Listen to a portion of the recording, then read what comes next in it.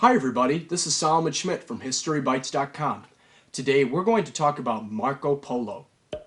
Marco Polo was born around 1254 in present-day Italy.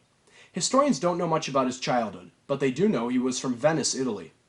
Around 1260, Marco's mother Nicole died when he was only 6 years old. His father, Niccolo, and his uncle Maffeo were merchants.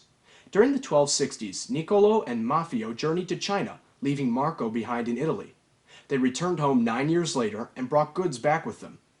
At this time in history, people traveling from Europe to China had to do so on foot, and this took a very long time. Merchants and explorers had to journey over mountains and across deserts on a route called the Silk Road. The next time they traveled to China, Niccolo and Maffeo took Marco with them when he was 17 years old. The three of them made the long journey on foot beginning in 1271. 4 years later, in 1275, they finally arrived at the Mongol Emperor's palace. At this time in history, the Mongols from present-day Mongolia were ruling China. Emperor Kublai Khan liked Marco a lot, and because of this, Marco, his father, and his uncle stayed in China for 17 years, traveling on royal business for the emperor. After a very long time, in 1292, the emperor gave Marco permission to leave China. Marco Polo had traveled farther and longer in Asia than any other explorer during the Middle Ages. It had been over 24 years since Marco had been home. After he and his father and uncle had returned to Venice in 1295, Marco was taken prisoner during a war between the two cities Venice and Genoa, called the Second Venetian-Genoese War. Marco had been fighting for Venice, his home city, and was captured by the Genoans in 1298.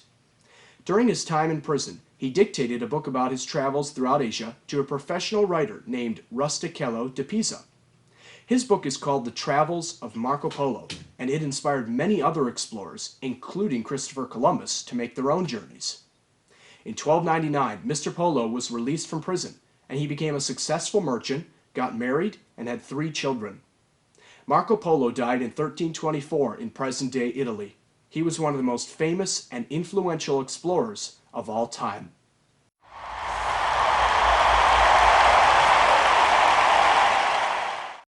One of the legends about Marco Polo is that he brought back pasta from China to Italy, and that is how it became a popular food there. That is actually not true, but Mr. Polo did introduce the idea of using paper money in Europe after returning from his travels to Asia. Comment below and tell me if you have ever read The Travels of Marco Polo, and if so, what you thought of it. Please give this video a thumbs up, click that subscribe button, and ring the notification bell to stay up to date with all of my videos. And until next time, go learn your history.